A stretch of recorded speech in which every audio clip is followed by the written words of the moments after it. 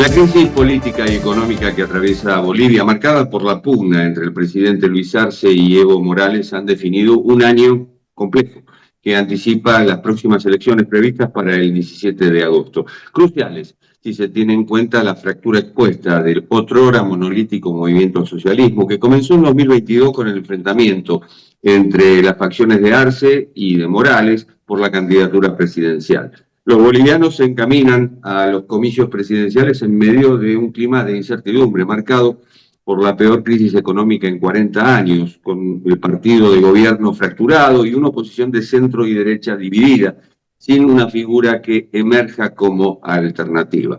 En la pugna del MAS, en noviembre, dos decisiones del Tribunal Constitucional inclinaron la balanza a favor del presidente Arce. La primera, ningún candidato puede buscar un tercer mandato presidencial, lo cual bloquea la postulación de Morales por haber gobernado 3 periodos, entre 2006 y 2019. Y la segunda, el reconocimiento del dirigente campesino Grover García, afín al presidente Arce como nuevo jefe del partido tras 27 años del liderazgo de Morales. Estamos con Raúl Peñaranda, que es licenciado en Comunicación Social por la Universidad Católica Boliviana, diplomado en Periodismo Avanzado por la Universidad Andina y máster en Comunicación Corporativa por la Universidad del Atlántico de España. Es el editor del portal de noticias y opiniones Brújula Digital, presidió hasta hace poquito la Asociación de Periodistas de La Paz, ha recibido varios premios por su labor periodística y por eso, Raúl, te damos la bienvenida y te pregunto si este es el telón para Morales o acaso para el MAS. Muchísimas gracias, Jorge, por esta entrevista. Efectivamente, creo que estamos viviendo el ocaso del liderazgo de Evo Morales, aunque en Bolivia y en la política en general nunca se sabe, pero por lo menos en este ciclo electoral Evo Morales no puede participar, ya lo has mencionado tú, y esto para Bolivia es un cambio muy grande porque Evo Morales ha sido el líder principal de la política. Antes de ser presidente ya lo era como dirigente cocalero y después como diputado. Así que tener elecciones en Bolivia sin Evo Morales en la papeleta es algo realmente novedoso. Ya ocurrió el 2020, pero el 2020 Arce era un candidato muy fuerte, el candidato de Morales. Así que tenemos ahora un escenario muy distinto y abierto para las elecciones de agosto. Si uno seguía por las encuestas, el presidente Arce tampoco es bendecido, tiene una popularidad bastante baja, un 4% más o menos. Muy baja, porque el gobierno atraviesa por esa crisis que tú has mencionado. El país está en una crisis económica muy fuerte. Tenemos una inflación que está ya empezando a causar realmente muchas dificultades.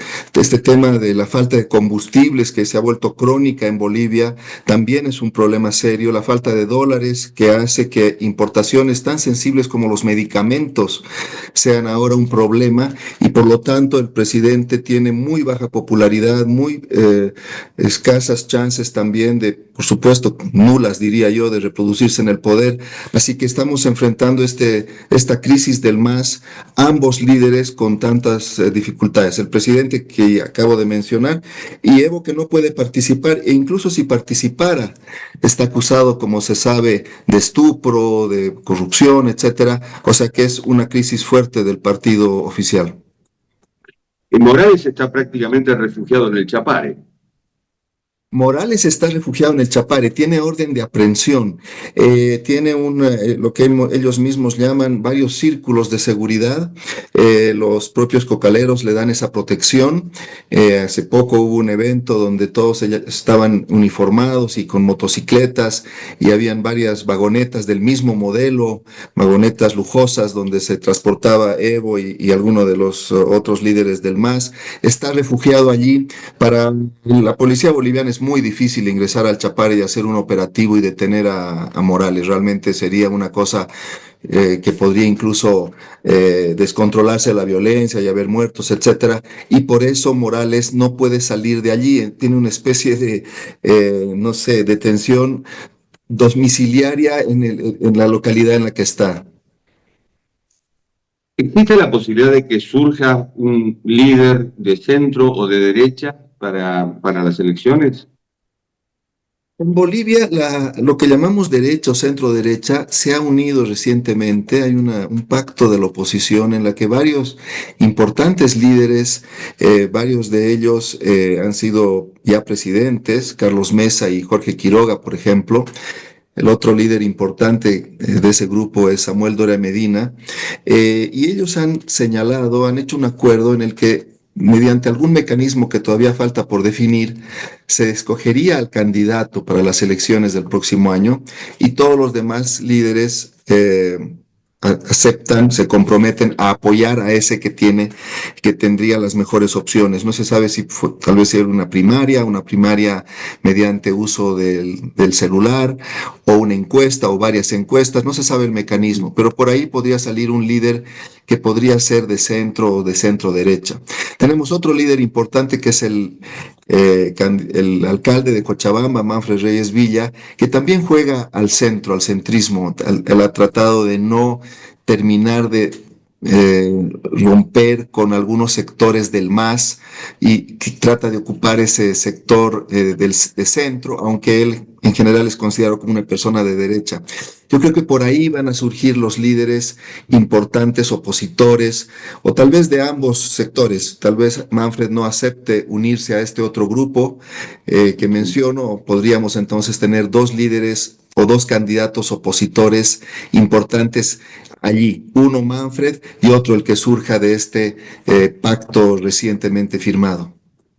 Es sorprendente, Raúl, pasan los años y seguimos, yo tomé nota de lo que me mencionaste, Doria Medina, el Tuto Quiroga, Jorge Quiroga, Carlos Mesa, Reyes Villa, es decir, son los mismos desde el año 2005, cuando fueron las elecciones que ganó Evo Morales. Exactamente, estos son líderes realmente ya muy tradicionales, muy importantes del país, pero efectivamente, Jorge, no ha habido renovación en el país, no ha habido renovación, no han surgido líderes como por ejemplo en Argentina, Milei, que de repente surge que antes no figuraba, o en el caso brasilero podríamos decir Bolsonaro, también fue un líder, aunque con muchos años en el Parlamento, pero a ese nivel de la política no. En Chile, Boric, por ejemplo, un líder joven que aparece. En Bolivia no hemos tenido eso, no tenemos eso. Todavía faltan varios meses hasta las elecciones, 8 meses hasta las elecciones de agosto, y es posible que en ese escenario surjan nuevos liderazgos, posible, no se puede descartar, pero en general Bolivia no es un país de outsiders. Bolivia es un país de largos liderazgos. Evo Morales, antes de ser presidente, tuvo 20 años de líder, primero sindical y después parlamentario. Y en general así, todos los líderes bolivianos son de larga data, no tenemos outsiders en ese nivel de la política nacional. Podría surgir, no se puede descartar. Hay un candidato que es el candidato Chi. Bolivia permite la ley boliviana es muy progresista en eso y permite que extranjeros que sean nacionalizados bolivianos puedan ser candidatos. Y hay un candidato Chi que nacido en Corea y de padres coreanos, pero que reside en Bolivia ya hace algunos años, que está empezando a destacar en las encuestas también. Algunas le dan un 8%, ya participó en las elecciones de 2019 y 2020, algunos señalan que tal vez él es un metodista, apela a algunos sectores populares, que tal vez él podría ser el outsider. En fin, eso lo sabremos seguramente en los próximos meses y por supuesto en agosto próximo. Lo difícil es encumbrar a una figura sin un sustento de partido político. Exactamente, en Bolivia obviamente se necesita esa personería jurídica. Hay 9 personerías jurídicas de partidos que están ya oficiales, algunas que están cerca de regularizar su situación. Y Chi ya ha hecho acuerdos en el pasado con alguna sigla política y seguro que entre las que existen va a haber un deseo de ofrecerle la sigla, como se llama en Bolivia. Otros líderes están en la misma situación. Hay partidos que solamente son esta estructura, digamos, formal, y líderes importantes que no tienen un partido. Entonces, yo creo que en los próximos meses va a haber esa negociación para ver quién puede ir con quién a las elecciones. Hay quien dice que ha estallado la burbuja del modelo económico que instauró el MAS en 2006. ¿Estás de acuerdo? Estoy de acuerdo. El gobierno del MAS durante muchos años vivió una gran bonanza. Nosotros vendíamos precisamente gas, nuestra principal exportación a Brasil y Argentina, a precios muy altos, más altos que el precio internacional, porque antes del MAS hubo una negociación inteligente de los gobiernos previos para indexar el precio del gas al precio del petróleo. Y por lo tanto vendimos durante mucho tiempo gas a nuestros dos vecinos, Brasil y Argentina, a un precio muy alto y como se sabe, en un momento dado el precio del petróleo empezó a subir, pasó de los $100 el barril y llegó en algún momento creo hasta 150. O sea que Bolivia tuvo muchísimos ingresos, pero lamentablemente no se diversificó la economía, quedamos dependientes del gas, se redujo la pobreza, pero ahora otra vez se han vuelto a los mismos niveles anteriores. No se hizo más tareas de exploración y por lo tanto ya no tenemos gas que exportar. Argentina ya no importa nuestro gas. Brasil lo va a dejar de hacer probablemente el próximo año. Hay incluso dudas de si podríamos nosotros dar gas para el uso interno, para el mercado interno boliviano, así de grave la situación. Y por lo tanto vivimos una burbuja nada más, una ilusión durante muchos años del gobierno del MAS y eso ahora nos damos de bruces con la realidad. No tenemos combustibles para nuestros vehículos, la pobreza ha retornado a los niveles anteriores, una oportunidad perdida. Nunca habíamos tenido tal ingreso en el país. Algunos estiman 80.000 millones de dólares en una década, una fantasía, 2 veces nuestro PIB. Si comparáramos con el PIB argentino, o sea, sería una gran cantidad de recursos y dónde se han ido, qué oportunidad perdida. Bueno, aquello fue el eje bolivariano. Los Kirchner en Argentina, Morales en Bolivia, Chávez, luego Maduro. Bueno, y si seguimos, podemos llegar a Nicaragua y Cuba. Realmente se perdieron aquellas ganancias en todos los países. Esta es una realidad. Ahora, la pregunta es, ¿y qué modelo económico se puede aplicar en un país como Bolivia? Sí, yo creo que es una muy buena pregunta. Nosotros en Bolivia hemos apostado a lo largo de, digamos, el último siglo por políticas nacionalistas, por políticas liberales, etcétera, y lamentablemente no, ninguna de ellas parece que hubiera tenido el resultado en mejorar las condiciones de vida y ayudar al país a salir hacia un desarrollo un poco más sostenible. Pero lo inmediato para este año, las elecciones son en agosto, el cambio de gobierno es en noviembre.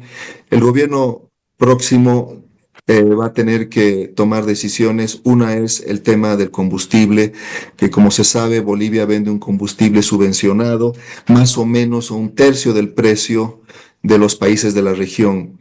Entonces, lo que Bolivia hace es importar un combustible, diésel y gasolina muy cara y vender cara y venderla barata internamente. Y eso genera un déficit muy grande y en algún momento Bolivia tiene que sincerarse con eso y quitar ese subsidio y simplemente vender el precio, o sea, vender el combustible a precios de los países de la región, que es el precio internacional. Y eso puede ocasionar, obviamente, protestas y problemas. Y en un país volátil como Bolivia no es algo simple de hacer, pero yo creo que es algo imprescindible. Y el otro tema es devaluar la moneda. Tenemos un dólar paralelo que es más o menos 50% más alto que el precio del dólar oficial. El dólar oficial está en 7 bolivianos y el paralelo bordea a los 11 bolivianos. Por eso es que no hay dólares accesibles para los importadores, para los que hacen actividades económicas. Esas dos medidas alguien las tendrá que tomar. Creo que es inevitable una racionalización económica. Después de 20 años de estatismo, creo que nos va a venir bien un poco de flexibilizar la economía y dar políticas más liberales para que estos problemas empiecen, ojalá, a superarse. Sumémosle a eso una alta cuota de informalidad, como ocurre en Argentina.